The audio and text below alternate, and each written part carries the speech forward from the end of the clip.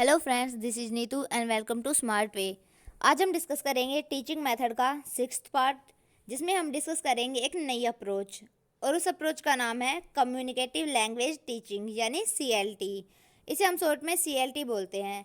Communicative language teaching की जो approach है ये न्यूएस्ट अप्रोच है और सबसे ज़्यादा पॉपुलर और सबसे ज़्यादा इफेक्टिव अप्रोच है कोई भी फॉरेन लैंग्वेज सीखने के लिए, यानी कि इंग्लिश को सीखने के लिए भी ये सबसे ज़्यादा इफ़ेक्टिव अप्रोच है। तो चलिए वीडियो को स्टार्ट करते हैं। सबसे पहले हम जानते हैं CLT के बारे में कुछ चीज़ें। तो सबसे पहले हम यहाँ पर डिस्कस करेंगे कि communicative language teaching is given by lean Paul Martin. की जो CLT है ये लीन पॉल मार्टिन ने दी थी, यानी कि इसके जो डेवलपर हैं वो है लीन पॉल मार्टिन। अब देखते हैं आगे। इट इज़ एन अप्रोच कि ये CLT एक अप्रोच है। इससे पहले हमने डिस्कस किया था कि एक तो होती है अप्रोच और दूसरा होता है मेथड। मेथड शॉर्ट होता है। मेथड का मीनिंग होता है कि हम किस तरीके से बच्चों को पढ़ाते हैं, जबकि अप्रोच एक होल पार्ट है, एक बड़ा पार्ट है, यानी कि एक होल अप्रोच में कई सारे मेथड्स हो सकते हैं। यानी कि जो अप्रोच है वो ब्रॉड होता है। एक अप्रोच में हम बहुत सारे मेथड्स ला सकते हैं, लगा सकते हैं बच्चों को समझाने के लिए। यानी कि यहाँ पर अगर हम कोई चीज़ पढ़ा रहे हैं तो वहाँ पर जो चीज़ हमें सबसे ज़्यादा इफेक्टिव लगती है कि बच्चों को समझाने के लिए ये वाला मेथड सबसे बेस्ट रहेगा, वो हम वहाँ पर यूज कर लेते हैं। सो जो अप्रोच होती है वो ब्रॉड होती है, इसका एरिया ब्रॉड होता है। नेक्स्ट है a response to the audio lingual method, कि ये जो अप्रोच है वो ऑडियो लिंग्वल मेथड के रिस्पॉन्स में डेवलप की गई थी। यानी कि इससे पहले जब हमने ALM पढ़ा था, यानी ऑडियो लिंग्वल मेथड जब हमने डिस्कस किया था अपने 4th पार्ट में, तब हमने देखा था कि जो ऑडियो लिंग्वल मेथड है इसमें केवल लिसनिंग और स्पीकिंग पर ध्यान दिया जाता है। और उसकी सबसे बड़ा जो ड्रॉबैक था वो था कि इसमें जो प्रैक्टिस है उस पर एम्फेसाइज किया जाता है, ओवर लर्निंग की जाती है। इसे हम आर्मिंग मेथड के नाम से भी जानते हैं। और इसमें मदर टंग का यूज बिल्कुल भी नहीं होता। तो कुछ ड्रॉबैक्स थे ऑडियो लिंग्वल मेथड के, उन्हीं को दूर करने के लिए हमने यहाँ पर CLT को डेवलप किया। नेक्स्ट है टास्क बेस्ड लर्निंग, कि इसमें टास्क बेस्ड लर्निंग होती है। यानी कि एक बच्चा किसी चीज़ के कॉन्टेक्स्ट में कुछ सीख पाए, इसके लिए उन्हें टास्क दिया जाता है।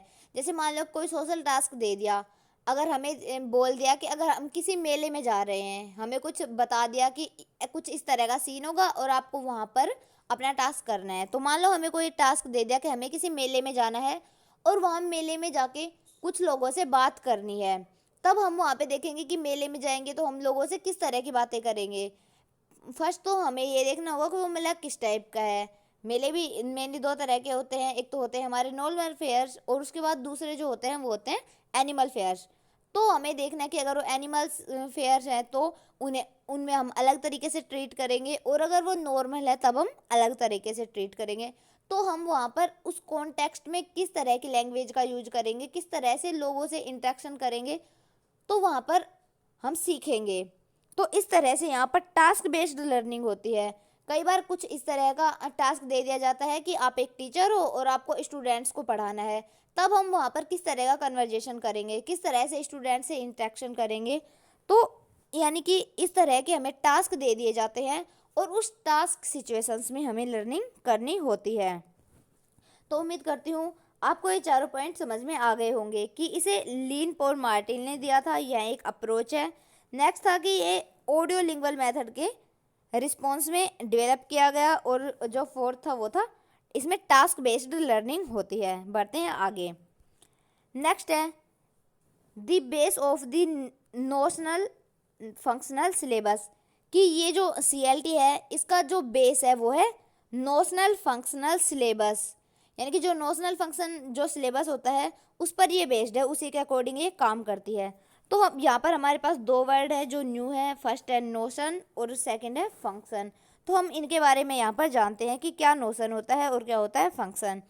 तो यहाँ पर देखते हैं हम पहले notion. A notion is a particular context to which people communicate, यानी कि एक नोशन का मीनिंग हुआ कि ये एक पर्टिकुलर कॉन्टेक्स्ट होता है जिसमें एक पीपल को, एक ह्यूमन बीइंग को कन्वर्जेशन करना होता है, कम्युनिकेशन करना होता है। यानी कि एक संदर्भ जिसके बारे में हमें बात करनी है। यानी कि अगर हम कोई टॉपिक देते हैं, मान लो कि हमने एक टॉपिक दे दिया कि स्पीसीज है, मान लो कि स्पीसीज पे हमने कुछ इस तरह का टॉपिक दे दिया कि लोगों को क्या करनी है, बात करनी है कि स्पीसीज के बारे में। तो वो स्पीसीज के बारे में क्या बात करेंगे कि स्पीसीज क्या होती है, स्पीसीज कितने टाइप के होते हैं, उन्हें किस तरह से डिवाइड किया गया है, स्पीसीज का पता किसने लगाया। तो ये सारी बातें क्या होगी कि एक पॉइंट तो हमारे पास, एक टॉपिक तो हो गया, और वो टॉपिक हो गया स्पीसीज। यानी कि हमारे पास एक कॉन्टेक्स्ट है स्पीसीज, और इसके बारे में हमें एक बात करनी है। यानी कि जितना भी हमें कम्युनिकेशन करना है वो सारा स्पीसीज के बारे में करना है। तो यहाँ पर जो स्पीसीज जो ये वर्ड है, ये हमारे लिए एक नोशन का काम करेगा। नेक्स्ट है function. Function is the way in which people communicate. कि फंक्शन एक वे होता है जिसमें पीपल कम्युनिकेट करते हैं। यानी कि अगर हम बात करें तो हम मान लो कि हमारा कोई गेस्चर है, यानी कि हमारी बात करने का हाव भाव कैसा होगा, किस इंटोनेशन में हमें बात करनी है, हमारी लय गति कैसी होगी, हमें गुस्से में बात करनी है, हमें धीरे धीरे बोलना है, तेज बोलना है, थोड़ा शाउटिंग करके बोलना है, या फिर एकदम शांति के साथ धीरे धीरे बोलना है। यानी कि किस तरीके से हमें बात करनी है, तो वो होता है फंक्शन। तो हम यहाँ पर देखेंगे तो हम समझ पाएंगे कि जो नोशन होता है वो एक शॉर्ट टर्म है, यानी कि एक छोटा सा टर्म है। इसमें एक कॉन्टेक्स्ट होता है, ये उस संदर्भ यानी कि एक कॉन्टेक्स्ट के बारे में हमें बात करनी होती है। कि मान लो कोई टॉपिक दे दिया जाता है, तब हमें यानी कि हमें जो नोशन है वो बताता है कि हमें किस बारे में बात करनी है। और जो फंक्शन है वो ब्रॉड वे है, यानी कि जो फंक्शन होता है वो बताता है हमें कि किस तरीके से बात करनी है। ये हमारी बात करने के तरीके को डिसाइड करता है। अगर मान लो कि हम डॉक्टर हैं और हमारे पास कोई पेशेंट आ रहा है और उसे कोई बीमारी है, मान लो कि वो पेशेंट है कोई कार्डियक, उसे कोई डिजीज है, यानी कि उसे कोई दिल से संबंधित कोई बीमारी है, तब हमारे पास नोशन तो होगा, हम बात तो करेंगे कि उसकी जो बीमारी है, यानी कि उसका जो कार्डियक रिलेटेड जो डिजीज है उसके बारे में बात करेंगे, तो वो हमारा हुआ नोशन। इसके अलावा हमें किस तरीके से बात करनी है, उसे पोलाइटली बताना है, समझाना है, किस तरीके से हम उसे मोटिवेट रखें कि आपको ऐसी सिचुएशन में भी टूटना नहीं है। तो ये हमारा क्या हुआ, फंक्शन हुआ, ये हमारा उससे बात करने का तरीका हुआ। तो आई होप आपको नोशन और फंक्शन दोनों अच्छे से समझ में आए हैं।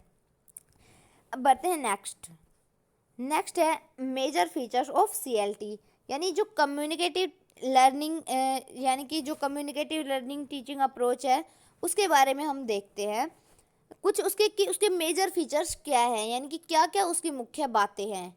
तो यहाँ पर फर्स्ट हम देखते हैं emphasise on learning to communicate through interaction, कि इसमें जो लर्निंग होती है वो इंट्रैक्शन के थ्रू होती है। यानी कि अगर किसी क्लास में हम मान लो कि इंग्लिश सीख रहे हैं, तो ऐसा नहीं है कि वहाँ पर हम जो भी चाहे वो लैंग्वेज अपनी नेटिव लैंग्वेज और मदर टंग का यूज करेंगे, ऐसा नहीं है। जब हम मान लो इंग्लिश सीख रहे हैं तो इंग्लिश में ही हम कम्युनिकेट करके सीखेंगे, और कम्युनिकेट भी किस तरह से करेंगे, इंट्रैक्शन। यानी कि एक क्लास के जितने भी स्टूडेंट्स हैं अगर वो बात करेंगे तो इंग्लिश में बात करेंगे, यानी आपस में अंत्यक्रिया करके सीखेंगे। हम साइकोलॉजी में पढ़ते हैं अंत्यक्रिया, तो आपको समझ में आया होगा यहाँ पर कि अंत्यक्रिया में हम आपस में एक दूसरे से बात करके सीखते हैं। तो हम जब दो लोग आपस में बात करेंगे तो कम्युनिकेशन के लिए एटलीस्ट दो लोग तो चाहिए ही, तो वो दोनों आपस में इंटरेक्शन करके, यानी कि एक तरफ से कोई क्वेश्चन पूछ रहा है, दूसरा उसके आंसर्स दे रहा है, तो कभी इस तरफ से क्वेश्चन पूछे जा रहे हैं तो दूसरा वाला आंसर दे रहा है। तो इस तरह से कम्युनिकेशन के थ्रू यहाँ पर लर्निंग होती है। नेक्स्ट है the introduction of authentic text into the learning situation, यानी अब यहाँ पर देख रहे हैं आप कि यहाँ पर इंट्रोडक्शन दिया जाता है किसका, ऑथेंटिक टेक्स्ट का, यानी कि कोई भी एक ऑथेंटिक टेक्स्ट। तो यहाँ पर सबसे पहले हम देखते हैं कि ऑथेंटिक टेक्स्ट होता क्या है। ऑथेंटिक टेक्स्ट वो होता है जिसे पूरे वर्ल्ड लेवल पर माना जाए, उसकी मान्यता हो, यानी कि उसे ना केवल इंडिया में बल्कि पूरे वर्ल्ड में अगर हम कहीं पर भी बोलें तो वो पूरी दुनिया को बात समझ में आए। तो यानी कि ये हुआ कि वो स्टैंडर्डाइज्ड होता है, यानी कि उसका एक स्टैंडर्ड होता है, वो फिक्स किए हुए कुछ जो स्टैंडर्ड है उन सबको पूरा करता है। सो उसे हम कहते हैं ऑथेंटिक टेक्स्ट। अब है कि ऑथेंटिक टेक्स्ट है उनके थ्रू हमें लर्निंग कराई जाती है, उनसे इंट्रोड्यूस कराया जाता है। तो अगर हम यहाँ पर देखें तो मैं आपसे एक क्वेश्चन पूछती हूँ कि आप ऑथेंटिक टेक्स्ट कहाँ कहाँ देखे हैं। तो ऐसी कौन कौन सी जगह है जहाँ आपने ऑथेंटिक टेक्स्ट देखे हैं और आपको लगता है कि अगर ये पूरे वर्ल्ड में कहीं पर भी होंगे तो ऐसे ही होंगे, और अगर हम जाकर विदेश में भी किसी से बात करते हैं तो वो लोग इसे समझ जाएंगे। तो एक तो मैं एग्जांपल दूँ आपको कि आप सबने देखा है यहाँ पर, वो है कोका कोला, है ना। तो अब यहाँ पर देखेंगे आप कि कोका कोला है, कोका कोला की बोतल है, उसके ऊपर इंग्लिश में एक टेक्स्ट लगी हुई, एक राउंड राउंड एक पॉलिथीन लगी होती है जिस पर एक टेक्स्ट लिखा होता है, इंग्लिश में कुछ भी लिखा होता है कोका कोला के बारे में। तो पूरे वर्ल्ड में अगर हम कहीं पर भी वो बोतल खरीदेंगे कोका कोला की, तो वहाँ पर हर जगह वही टेक्स्ट लिखा होगा और हर जगह उसका वही मीनिंग लिख रहा निकलेगा जो उस पर लिख रहा है। तो वो जो टेक्स्ट हुआ वो हुआ कौन सा, ऑथेंटिक टेक्स्ट। इसके अलावा मान लो अगर हम 2020 बिस्कुट का पैकेट खरीद रहे हैं तो वो जो बिस्किट के पैकेट पर लिख रहा है तो वो टेक्स्ट भी क्या है, ऑथेंटिक टेक्स्ट है। इसके अलावा अगर आप क्रंचीज खरीदते हैं, कुरकुरे खरीदते हैं, तो उन पर भी जो टेक्स्ट लिखा होता है वो होता है ऑथेंटिक टेक्स्ट। तो इस तरह के ऑथेंटिक टेक्स्ट से हमें इंट्रोड्यूस कराया जाता है। अब इसमें आप केवल यही ना समझना कि खाने खाने की चीज़ों के बारे में बात की जाती है, इसमें अगर कोई ऑथेंटिक बुक है तो वो पढ़ाई जाती है, यानी कि ऐसे ऑथर होते हैं जिनकी बुक पूरे वर्ल्ड में चलती है, और ऐसी लैंग्वेज यानी कि जो स्टैंडर्डाइज जो लैंग्वेज है उसके बारे में हमें सिखाया जाता है। तो उम्मीद करती हूँ आपको ये भी समझ में आया होगा। नेक्स्ट है an attempt to link classroom language activities outside the classroom, कि इसमें जो लैंग्वेज एक्टिविटीज होती है उनको क्लासरूम से आउटसाइड में क्या किया जाता है, उनसे जोड़ा जाता है, यानी कि वो एक्टिविटीज़ जो हम क्लास के अंदर कर रहे हैं उनको जोड़ा जाता है हमारी डेली लाइफ की एक्टिविटीज़ से। यानी कि इसमें ऐसा नहीं है बिल्कुल कि जो हमारे स्कूल की नॉलेज है वो बिल्कुल अलग है और जो घर पे हम कर रहे हैं वो बिल्कुल अलग है। मतलब इस तरह से जो नॉलेज का जो गैप है उसे नहीं क्रिएट किया जाता। इसको फील करने के लिए, इस गैप को फील करने के लिए जो घर पे हम करते हैं, यानी कि हमारी जो घर की जो सिचुएशन है, हमारे जो यानी आउटसाइड जो क्लासरूम के अलावा जो हम एक्टिविटीज़ करते हैं, मान लो कि हम प्लेग्राउंड में खेल भी रहे हैं तो उन एक्टिविटीज़ को भी हमारे क्लासरूम से जोड़ा जाता है। तो मान लो अगर हम यहाँ पर अगर हम प्लेग्राउंड में क्रिकेट खेल रहे हैं तो वहाँ पर भी हमें सिखाया जाएगा क्रिकेट ग्राउंड में हमें किस तरह का कम्युनिकेशन करना है। जैसा कि हमने इसमें पहले ही पढ़ा था कि इसमें टास्क बेस्ड लर्निंग होती है, कोई टास्क दे दिया जाता है उसके थ्रू हमें सीखना होता है कि वहाँ पर हम कैसे कम्युनिकेट करेंगे, कैसे इंटरेक्शन करेंगे, और इस तरह से हम सीखते हैं। और उसके अलावा हम पढ़ते हैं एनसीएफ, ये जो हमारा एनसीएफ 2005 है, इसमें भी हम पढ़ते हैं कि जो हमारा जो ज्ञान है, स्कूली ज्ञान है, उसको हमें बाहरी ज्ञान से जोड़ना होता है। तो इसमें मेनली उसी पर ध्यान दिया जाता है कि ऐसा नहीं हो कि बच्चे को कंफ्यूज कर दिया जाए कि अगर वो घर पे जा रहा है या प्लेग्राउंड में जा रहा है तो अलग अलग ही माहौल मिल रहा है और स्कूल में है तो अलग ही माहौल मिल रहा है। यानी उसे बच्चे को जो भी चीज़ें सिखाई जाती है वो उसके डेली लाइफ से जुड़ी हुई चीज़ें सिखाई जाती है ताकि वो उसके डेली लाइफ में काम आए। उम्मीद करती हूँ आपको ये तीनों पॉइंट समझ में आए हैं। बढ़ते हैं नेक्स्ट है lays stress on contextualization of language material, कि इसमें जो स्ट्रेस जो यानी कि जो दबाव दिया जाता है, ध्यान दिया जाता है, वो कॉन्टेक्चुअलाइजेशन ऑफ लैंग्वेज मटेरियल पर ध्यान दिया जाता है।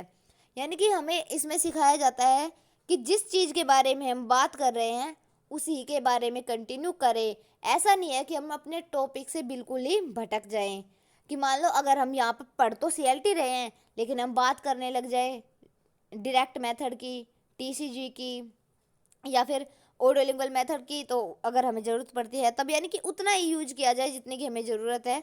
ऐसा नहीं है कि हम पढ़ तो सीएलटी रहे हैं और किसी अदर मेथड के बारे में बात कर रहे हैं, सीएलटी के बारे में तो बात ही नहीं कर रहे।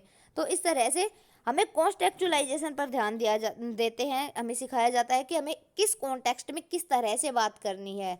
यानी एक ही मान लो एक ही टॉपिक हमें दे दिया तो उस टॉपिक पर ही हमें कंटिन्यू कैसे कम्युनिकेशन करना है, यानी कि अपने टॉपिक पर ही ध्यान देना है, ना कि उसके अलावा अदर चीज़ें लिखनी या बोलनी है।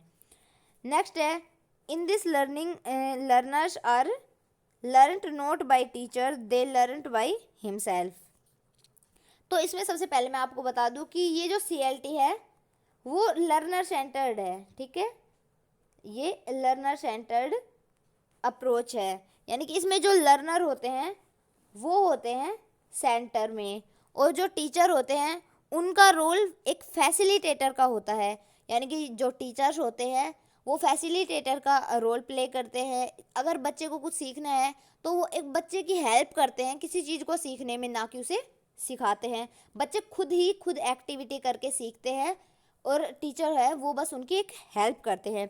तो यहाँ पे यही कहना चाह रहे हैं कि यहाँ पर जो स्टूडेंट्स है, जो लर्नर्स है, वो टीचर के द्वारा नहीं सीखते बल्कि अपने आप से सीखते हैं, यानी कि जो टीचर्स के जो यानी कि जो स्टूडेंट्स हैं वो खुद ही अपनी लर्निंग कर रहे हैं, कम्युनिकेशन कर रहे हैं, इंटरेक्शन कर रहे हैं। लेकिन अगर टीचर है उन्हें दिख रहा है कि इनके कम्युनिकेशन में कहीं कोई मिस्टेक है तो वो वहाँ पर उन्हें बार बार बताते रहते हैं कि आपने यहाँ पर ये मिस्टेक की, आप इसकी जगह आप इससे रिप्लेस कर सकते हैं। तो यानी कि जो टीचर होते हैं वो फैसिलिटेटर होते हैं। इसके अलावा हमने बात की थी इसमें टास्क बेस्ड लर्निंग होती है। तो यहाँ पर ये दिया है कि दे लर्नड बाय हिमसेल्फ, कि वो टीचर से नहीं सीखते, वो खुद से ही सीखते हैं, खुद ही कम्युनिकेट करते हैं, खुद ही इंटरेक्शन करते हैं। यहाँ पर कि जैसे एक स्टूडेंट है वो टीचर बन जाता है, बाकी सबको पढ़ा रहा होता है। उसके अलावा फिर बाद में दूसरा टीचर बन जाता है, कभी रोल प्ले के थ्रू भी यहाँ पर पढ़ाया जाता है, यानी कि अलग अलग एक्टिविटीज़ के थ्रू यहाँ पर पढ़ाया जाता है। तो यानी कि जो बच्चे हैं वो आपस में ही इंटरेक्शन करके, कम्युनिकेशन करके सीखते हैं, और जो टीचर होते हैं वो फैसिलिटेटर का रोल प्ले करते हैं। तो आई होप आपको ये दोनों पॉइंट भी अच्छे से समझ में आ गए हैं। नेक्स्ट है क्लासरूम एक्टिविटीज़ इन CLT। जो कम्युनिकेटिव लैंग्वेज टीचिंग अप्रोच है, इसकी जो कुछ मेजर जो एक्टिविटीज़ है कि जो एक क्लासरूम में करवाई जाती है, तो उन्हें हम यहाँ पर देखेंगे। फर्स्ट है एग्जाम्पल एक्टिविटीज़, यानी कि बच्चों को ज़्यादा से ज़्यादा एग्जाम्पल दिए जाते हैं ताकि बच्चे खुद रूल जनरेट कर सकें, और खुद कि हमें किस सिचुएशन में किस तरह से कम्युनिकेट करना है इसका डिसीजन भी वो खुद ही ले सके। इसके लिए ही बच्चों को एग्जाम्पल दिए जाते हैं, यानी कि यहाँ पर एग्जाम्पल्स बहुत सारे दिए जाते हैं, और बच्चे वहाँ पर उन एग्जाम्पल्स का यूज कर करके अपने जो लैंग्वेज को, जो अपनी वोकेबलरी है उसे डेवलप करते हैं और अपने लैंग्वेज स्किल को इम्प्रूव करते हैं। नेक्स्ट है रोल प्ले। रोल प्ले का मीनिंग है, आपको पता है कि जिसे हम हिंदी में बोल देते हैं नाटक, तो वही होता है रोल प्ले। कि इसमें यहाँ पर मान लो कि कोई रोल बना दिया, कि रोल दे दिया बच्चे को कि एक तो है एक डॉक्टर बन जाएगा, एक टीचर बन जाएगा, एक सोल्डर बन जाएगा यानी कि फौजी, एक है वो एक बच्चा स्टूडेंट बन जाएगा, एक बच्चा पेशेंट बन जाएगा। तो उन्हें आपस में कि इनका रोल आपको प्ले करना है, वो आपस में किस तरह से यानी कि किस तरह से इंटरेक्शन करेंगे, किस तरह से कम्युनिकेट करेंगे, अगर उन्हें हेल्प मांगनी है एक दूसरे से या फिर एक दूसरे की लिए कोई काम करना है तो वो किस तरह से करेंगे, ये भी वो रोल प्ले के थ्रू समझेंगे। नेक्स्ट है पेयर वर्क। पेयर वर्क का जो मीनिंग है वो होता है कि दो बच्चों के पेयर बना दिए जाते हैं, जोड़े बना दिए जाते हैं, और वो क्या करते हैं कि वो आपस में इंट्रोडक्शन कर, यानी कि अगर मान लो कि बच्चे खैर हमेशा शुरुआत इंट्रोडक्शन से ही करते हैं, तो फर्स्ट में वो एक दूसरे का इंट्रोडक्शन लेंगे कि आप कौन है, और यानी कि इंग्लिश में अगर हम इंग्लिश सीख रहे हैं तो इंग्लिश के थ्रू ही पढ़ेंगे कि आप कौन है, आप कहाँ से आते हैं, यानी who are you, where you belong to. अगर मतलब जिस तरह के उन्हें क्वेश्चन पूछने होते हैं उस तरह के वो क्वेश्चन पूछ लेते हैं। तो इस तरह से वो पेयर वर्क के थ्रू भी काम करते हैं। तो मान लो अगर हम फिजिक्स लैब की बात करें तो फिजिक्स लैब में अगर कोई एक ऐसा काम है जैसे कि टू सेल्स को ऐड करना है और उनसे एक लाइट ऑन करवानी है, तो वो दोनों बच्चे वहाँ पर एक दूसरे से इंटरेक्शन तो करेंगे कि हमें किस तरह से इन दोनों को जोड़े ताकि लाइट ऑन हो जाए। तो वहाँ पर भी वो पेयर में वर्क करके सीख जाते हैं, इससे उनका कम्युनिकेशन स्किल है वो भी इम्प्रूव होता है। नेक्स्ट है इंटरव्यूज। इंटरव्यूज से भी यहाँ पर एक्टिविटीज इंटरव्यूज की भी करवाई जाती है, और इंटरव्यू से तो आपको पता है कि हमारा कम्युनिकेशन काफ़ी अच्छा हो जाता है, क्योंकि इससे तो आप ये भी देख सकते हैं, क्योंकि एग्जांपल तो हम यहाँ पर ये भी ले सकते हैं कि जो IAS IPS जैसी बड़ी पोस्ट है वहाँ पर भी इंटरव्यू के थ्रू ये जानने की कोशिश करते हैं, जो उनके जो इंटरव्यूअर जो होते हैं वो लोग जो एक्सपर्ट्स हैं वो जानने की कोशिश करते हैं हमारे बिहेवियर के बारे में, हमारे नेचर के बारे में कि ये किस तरह से कम्युनिकेट करता है। तो यहाँ पर कम्युनिकेशन स्किल काफ़ी काम आता है और काफ़ी इम्प्रूव भी होता है। इसके अलावा गेम्स है, गेम्स के थ्रू भी कम्युनिकेशन स्किल इम्प्रूव होता है। लैंग्वेज एक्सचेंजेस, इसका मीनिंग हुआ कि यानी कि बहुत सारे जो एक क्लास में कई सारे स्टूडेंट्स होते हैं जो लैंग्वेज यानी अलग अलग लैंग्वेज बोलने वाले होते हैं। तो मान लो अगर एक स्टूडेंट है जो हिंदी में बोलता है और दूसरा है वो इंग्लिश में बोलता है, तो उन्हें अगर आपस में लैंग्वेज एक्सचेंज के माध्यम से सीखना है तो एक बच्चा है वो इंग्लिश सेंटेंस लिख के दे देगा और दूसरा बताएगा कि इस तरह से हमें हिंदी में से ट्रांसलेट करेंगे और वो सीख जाएंगे। ऐसे ही कोई हिंदी का दे देगा लिख के कोई सेंटेंस या कोई भी टेक्स्ट, तो उसे दूसरी लैंग्वेज में ट्रांसलेट करके सीखेगा। तो इस तरह से लैंग्वेज एक्सचेंज से भी सीखते हैं। इसके अलावा है इन्फॉर्मेशन गैप, यानी कि अगर हमें कोई इन्फॉर्मेशन देनी है तो उसमें बीच बीच में गैप छोड़ दिए जाते हैं ताकि एक बच्चे को मौका मिले उस चीज़ को अपना माइंड यूज करके उस गैप को फील करने का, और बच्चा अपने ब्रेन का यूज करे उससे कि हमें इस वाले गैप में क्या फील करना है।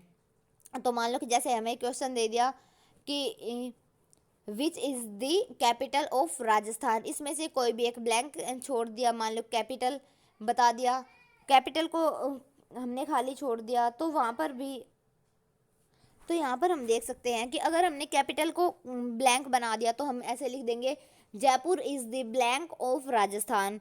तो बच्चे को वहाँ पर यूज करना पड़ेगा, वहाँ पर माइंड भी लगाना पड़ेगा कि जयपुर का राजस्थान से रिलेशन है वो है कैपिटल का, यानी कि उनकी जो बिलोंगिंग है वो है कैपिटल। तो इस तरह से बच्चा इंफॉर्मेशन गैप को फील करके भी लैंग्वेज और कम्युनिकेशन सीख जाता है।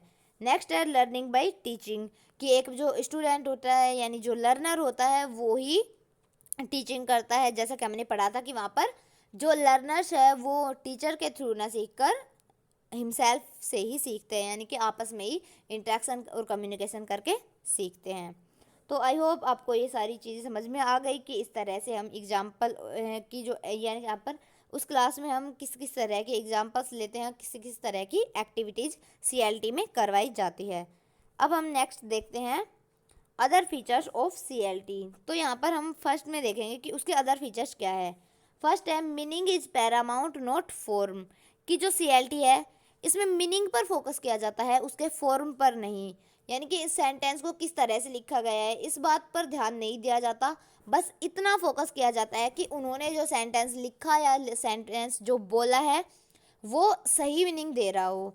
अगर मान लो कि हम यहाँ पर कोई चीज़ है उसे हम लाइक करते हैं, तब हम उसके बारे में अगर हम एक मीनिंग की बात करें तब हम कह सकते हैं I like this and I can give my life for. तो इसका मीनिंग क्या हुआ, इसका मीनिंग हुआ कि मुझे ये चीज़ पसंद है और इसके लिए मैं अपनी जान भी दे सकती हूँ। लेकिन अगर हम यहाँ पर इसके मीनिंग को छोड़कर इसके फॉर्म पर फोकस करें तब हम लिखेंगे कि I would give my life for this because I like this. तो ये यहाँ पर हुआ कि हमें फॉर्म पर हमने यहाँ पर ध्यान दे दिया। तो यहाँ पर इसका मीनिंग यही होता है कि हमें फॉर्म पर ध्यान नहीं देना होता, हमें मीनिंग पर अपना फोकस करना होता है ताकि हमारा जो कम्युनिकेशन है वो इजी बन सके और हम उसे लाइटली यूज कर सके। ऐसा नहीं है कि हमें इंग्लिश को बहुत ज़्यादा टफ बना देना है। इसका एक एग्जांपल हमारे यहाँ पर भी दिया है, जैसे कि एग्जांपल है आई कांट हेल्प एंगर। तो जो नॉर्मली है अगर फॉर्म के अकॉर्डिंग देखें तब तो लोग इसका मीनिंग क्या निकालेंगे कि मैं गुस्से की हेल्प नहीं कर सकता, राइट। लेकिन अगर हम यहाँ पर मीनिंग की बात करें तो जो ये सेंटेंस है हमारा ये मीनिंग देता है कि मैं बिना गुस्सा किए नहीं रह सकता, यानी आई कैंट हेल्प एंगर, यानी तो इसका मीनिंग क्या निकलेगा कि मैं बिना गुस्सा किए नहीं रह सकता। यानी कि कोई गुस्सैल आदमी है जिसे बहुत ज़्यादा गुस्सा आता है, बहुत ज़्यादा एग्रेसिव है, तो वो बोलता है कि आई कांट हेल्प एंगर, कि मैं बिना गुस्सा किए नहीं रह सकता। ऐसे ही हम सेंटेंस बना सकते हैं आई कांट हेल्प लाफ, कि मैं बिना हंसे नहीं रह सकता। यानी कि जो भी अपने तरह के जो लोग हैं अपनी पर्सनैलिटी पे जिस तरह के सेंटेंस सूट करते हैं वो यहाँ पर हम लिख सकते हैं। तो यहाँ पर कहने का मीनिंग है कि यहाँ पर मीनिंग पर ही ध्यान दिया जाता है, फॉर्म पर नहीं। सो यहाँ पर meaning is Paramount not form. तो उम्मीद करती हूँ आप यहाँ पर इस बात को भी समझ गए हैं।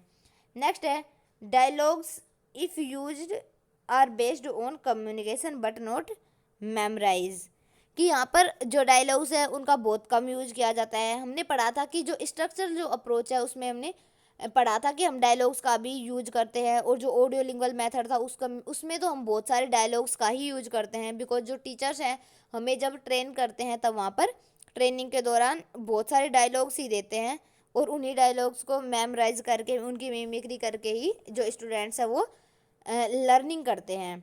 लेकिन हमें पता है कि उस ALM के ही रिस्पॉन्स में इस मैटर को यानी कि इस मेथड को हमने इस अप्रोच को डेवलप किया था। तो यहाँ पर है कि इसमें डायलॉग्स का बहुत कम यूज किया जाता है, यानी मिनिमम यूज किया जाता है। बट अगर डायलॉग्स यूज किए भी जाते हैं तो वो कम्युनिकेशन पर बेस्ड होते हैं, यानी कि उनका जो मीनिंग होता है, यानी कि उनका जो रीजन होता है वो है कि हमारे कम्युनिकेशन को इफ़ेक्टिव बनाते हैं, इसलिए हमने डायलॉग्स का यूज किया है, बट नॉट मेमोराइज। पर ऐसा नहीं है कि हम उन्हीं डायलॉग्स को सेम टू सेम रट ले, उनकी मिमिक्री करें और उनका मेमोराइजेशन करें, यानी कि हमें उन डायलॉग्स को मेमोराइज नहीं करना होता। बस ये है कि अपने कम्युनिकेशन को थोड़ा सा इफेक्टिव बनाने के लिए हम उनका यूज कर सकते हैं। ओके, नेक्स्ट है कॉम्प्रिहेंसिबल प्रोनाउंसिएशन इज शॉर्ट, कि यहाँ पर कॉम्प्रिहेंसिबल प्रोनाउंसिएशन देखने को मिलता है, यानी अगर हम इंडिया में इंग्लिश बोल रहे हैं तब हम इस तरह की इंग्लिश बोलेंगे कि हमारे जो इंडियंस हैं, जो हमारे ऑडियंस हैं, वो हमारी लैंग्वेज को समझ सके कि हम कौन सा प्रोनाउंसिएशन कर रहे हैं। एग्जाम्पल के तौर पर हम देख सकते हैं यहाँ पर कि यहाँ पे आप देखेंगे कि ये क्या है, ये है कोट। हम इंडिया में यहाँ पर बोलते हैं कोट, जिसका मीनिंग होता है चारपाई। लेकिन अगर हम इसे एक उस इंग्लिश के नेटिव प्रोनाउंसिएशन में बोले तब हम इसे बोलेंगे खॉट। तो अगर हम किसी को बोले, मान लो कि अगर हम अपने घर में ही बोल रहे हैं कि मम्मा खोट लेके आओ, तो मम्मा क्या समझेगी कि ये खोट क्या होता है। हमारे यहाँ पर तो हिंदी में तो मीनिंग निकाला जाए, खोट का मतलब है कि गलती, तो मम्मा पीट ओढ़ देंगी उल्टा। तो यानी कि यहाँ पर जो खोट है ये कॉम्प्रिहेंसिबल नहीं है। इसका जो राइट प्रोनाउंसिएशन, यानी कि हमें कॉम्प्रिहेंसिबल अगर प्रोनाउंसिएशन करना है तो हमें अपने लैंग्वेज एरिया के अकॉर्डिंग कोट ही इसका प्रोनाउंसिएशन करना होगा। सो उम्मीद करती हूँ आपको ये बात भी यहाँ पर समझ में आई है कि यहाँ पर जो कॉम्प्रिहेंसिबल प्रोनाउंसिएशन है वो देखने को मिलता है। इसके अलावा एक एग्जाम्पल हम देख लेते हैं कि जो विराट कोहली है वो काफ़ी फेमस भी है, और ऐसा नहीं है कि उन्हें इंग्लिश नहीं आती। जब हम इंडियन से बात करते हैं तब वो इस तरह का यानी कि कॉम्प्रिहेंसिबल प्रोनाउंसिएशन, यानी इंडियन लाइक जो प्रोनाउंसिएशन है वही करते हैं, ताकि हम इंडियंस उनकी बात को समझ सके और विदेशी लोग हैं वो भी अपनी बात को समझ सके। लेकिन ऐसा जबकि जो इंग्लैंड के बोलने वाले हैं वो इंग्लिश बोलते हैं, उनकी लैंग्वेज हमें कम समझ में आती है, जबकि विराट कोहली की अलग हमें अच्छी समझ में आती है, क्योंकि उनका जो प्रोनाउंसिएशन है वो कॉम्प्रिहेंसिबल है, किनका, विराट कोहली का। लेकिन जो अदर्स है उनका जो प्रोनाउंसिएशन है वो उनके अकॉर्डिंग कॉम्प्रिहेंसिबल है, क्योंकि वो उनकी कंट्री के सिचुएशन पर सूट करता है। तो यहाँ पर हमें इस तरह का प्रोनाउंसिएशन बनाना होता है कि जो पूरे वर्ल्ड में सारे लोग समझ जाएं, यानी कि जब अगर विराट कोहली जी का कोई इंटरव्यू लिया जाता है तब भी वो वहाँ पर इस तरह से ही अब खुद को प्रेजेंट करते हैं, इस तरह से एक्सप्रेस करते हैं कि पूरे वर्ल्ड के लोग उनकी बात को समझ जाए। वो इस तरह से नहीं बोलते कि जैसे इंग्लिश बोलने वाले जैसे अंग्रेज बोलते हैं, वो उनका जो प्रोनाउंसिएशन है वो अंग्रेजों से काफ़ी अलग होता है। तो यहाँ पर हमने बात की जो हमारा प्रोनाउंसिएशन है वो कॉम्प्रिहेंसिबल होना चाहिए। नेक्स्ट है इफ़ेक्टिव कम्युनिकेशन इज शॉर्ट, कि यहाँ पर इफ़ेक्टिव कम्युनिकेशन देखने को मिलता है, यानी कि जब अगर दो लोग बात कर रहे हैं तो वो दोनों ही एक दूसरे की बात को समझ पा रहे हैं। अगर हम एग्जांपल ले तो जब हम क्रिकेट के एक एग्जांपल ले लेते हैं कि जो कमेंट्री करने वाले होते हैं, कई बार हमारे इंडियंस होते हैं कमेंटेटर, तो कोई एक कमेंटेटर हो सकता है ऑस्ट्रेलिया का हो, कोई एक कमेंटेटर जो हो सकता है इंग्लैंड का हो, तो कोई अफ्रीका का भी हो सकता है। तो वो अलग अलग जगह से बिलोंग करते हैं, बट उसके बाद भी वो एक दूसरे की बात को समझ जाते हैं इफ़ेक्टिव तरीके से, यानी कि उनका जो कम्युनिकेशन होता है वो इफ़ेक्टिव होता है, वो एक दूसरे की बात को बिना किसी डिफ़िकल्टी के समझ जाते हैं। तो यानी कि हमारा जो कम्युनिकेशन है वो इफ़ेक्टिव होना चाहिए। नेक्स्ट है judicious use of mother tongue is acceptable, कि जहाँ पर हमने देखा था कि ALM में तो ऐसा नहीं था कि हम मदर टंग का यूज वहाँ पर बिल्कुल ही रेस्ट्रिक्टेड था, यानी कि वहाँ पर बिल्कुल बैन कर दिया गया था कि मदर टंग का तो हमें यूज ही नहीं करना, अदरवाइज पनिशमेंट मिलेगी। लेकिन यहाँ पर स्टार्टिंग में जब हम स्टार्ट करते हैं तो अर्ली स्टेज पर, यानी कि जब यानी जो लो हमारे स्टैंडर्ड होते हैं, यानी कि फर्स्ट सेकंड क्लास जो होते हैं, वहाँ पर हम अपनी मदर टंग का भी यूज कर लेते हैं। यानी कि कई बार ऐसा होता है कि हमें प्रॉपरली इंग्लिश नहीं आ रही होती, तो जहाँ पर हमें जितनी इंग्लिश आ रही होती है उसका यूज कर लेते हैं। तो बीच में कभी कभी ऐसा है कि अगर हम कोई वर्ड भूल गए हैं तो वहाँ पर हम मदर टंग का भी यूज कर लेते हैं। तो यहाँ पर जो फोकस किया जाता है वो कम्युनिकेशन पर किया जाता है। यहाँ पर लैंग्वेज में भी कम्युनिकेशन सिखाया जाता है, बट थोड़ा सा अगर जुडिशियस है, यानी कि बहुत ज़्यादा भी मदर टंग यूज नहीं करनी होती, लेकिन थोड़ा सा यानी बिल्कुल बैन नहीं किया जाता कि हम मदर टंग नहीं बोल सकते। तो यानी यहाँ पर जुडिशियस यूज को हम क्या करते हैं, एक्सेप्ट करते हैं। नेक्स्ट है जेन्युइन एवरीडे लैंग्वेज इज, यहाँ पर है genuine everyday language is emphasised, कि यानी यहाँ पर जो हमारी लैंग्वेज है वो जेन्युइन, यानी कि जो हम वो लैंग्वेज जिसे हम डेली अपने कन्वर्जेशन में यूज करते हैं उसी पर यहाँ पर फोकस किया जाता है। ऐसा नहीं है कि एक ही दिन में बच्चे को अंग्रेज बनाने की कोशिश की जाए कि नहीं नहीं हम तो ऐसा नहीं बोलेंगे। हमारे लोगों को तो लगना चाहिए कि हमारे बच्चे इंग्लिश मीडियम स्कूल में जा रहे हैं और उन्हें तो प्रॉपर इंग्लिश ही बोलनी है, और वो तो जो भी बात करेंगे बस इंग्लिश इंग्लिश में करेंगे। यानी कि फर्स्ट दिन ही उन्हें अंग्रेज बनाने की कोशिश नहीं की जाती। उन्हें सबसे पहले अपने सराउंडिंग्स में किस तरह की बातें करनी है वो सिखाई जाती है। यानी कि जो उन्हें एवरीडे लैंग्वेज में यूज करना होता है, जैसे कि अगर वो सुबह खाना भी खा रहे हैं तो अपनी मम्मी से बोलेंगे कि momma I feel hunger and I want to eat food, कि तो वो बोल देंगे कि मुझे भूख लगी है, मुझे लग रहा है कि भूख लगी है और मुझे खाना चाहिए। तो इन इस तरह के जो सिंपल सेंटेंसेस जो होते हैं उनसे स्टार्टिंग करवाई जाती है। यानी कि एवरीडे लाइफ में जो जो यूज करने होते हैं सेंटेंस, उन्हें वही सबसे पहले उन्हें सिखाए जाते हैं। नेक्स्ट है यहाँ पर unlike ALM reading and writing can start from the first day. हमने जब ALM को डिस्कस किया था तब हमने वहाँ पर पढ़ा था कि वहाँ पर लिसनिंग और स्पीकिंग पर ही एम्फेसाइज किया जाता है, वहाँ पर रीडिंग और राइटिंग पर कोई भी ध्यान नहीं दिया जाता। लेकिन हमारे यहाँ पर यानी CLT में रीडिंग एंड राइटिंग को भी फर्स्ट दिन से ही चाहे तो स्टार्ट कर सकते हैं। यानी कि इसमें जो चारों स्किल हैं, चारों लैंग्वेज स्किल कौन कौन से हैं, LSRW, listening, speaking, reading and writing, यानी कि चारों ही जो लैंग्वेज स्किल है इनको साथ में लेकर हम चलते हैं। यानी कि फर्स्ट डे से ही हमारी रीडिंग और राइटिंग की प्रैक्टिस भी स्टार्ट हो जाती है। नेक्स्ट है communicative competence is the desired goal, कि यहाँ पर जो कम्युनिकेटिव कॉम्पिटेंस है यानी कि जो हमारी कम्युनिकेशन की, यानी कि कम्युनिकेशन करने की जो दक्षता है, यानी कि उस पर जो हमने मास्टरी की है उसी को गोल किया जाता है, कि उसे ही गोल समझा जाता है कि हम अपना कम्युनिकेशन है उसे इफेक्टिव बना पाए, और जो हमारे सराउंडिंग्स के जो लोग हैं, यानी उसके अलावा अगर कोई बाहर से भी लोग आ रहे हैं तो वो हमसे बात करके हमसे अफेक्ट हो, उन पर हम ऐसा प्रभाव छोड़े कि वो हमसे प्रभावित हो जाए और वो हमेशा हमें याद रखे। तो इस तरह की कम्युनिकेटिव कॉम्पिटेंस पर यहाँ पर ध्यान दिया जाता है, कि इसमें ये नहीं देखा जाता बार बार कि हमें तो बस यही सीखना है, इंग्लिश इंग्लिश सीखनी है और हमें तो एक कॉम्प्लेक्स इंग्लिश सीखनी है, और चाहे वो लोगों को समझ में आए या ना आए। यानी हमें वहाँ पर इंटेलिजेंस नहीं शो करनी होती, वहाँ पर हमें इस तरह का कम्युनिकेशन करना होता है कि वो नॉर्मल से नॉर्मल लोगों को भी समझ में आ जाए। सो यहाँ पर जो हमारा डिजायर्ड जो गोल होता है वो होता है कम्युनिकेशन, यानी कम्युनिकेटिव कॉम्पिटेंस, यानी कम्युनिकेशन पर मास्टरी। नेक्स्ट है स्टूडेंट सेंटर्ड प्रोसेस। थोड़ी देर पहले भी हमने देखा था कि ये लर्नर सेंटर्ड प्रोसेस है, तो लर्नर और स्टूडेंट तो ये यहाँ पर वही होते हैं। तो यहाँ पर जो सेंटर में होते हैं वो है लर्नर, और जो टीचर्स होते हैं उनका जो यहाँ पर प्लेस होता है वो होता है फैसिलिटेटर का।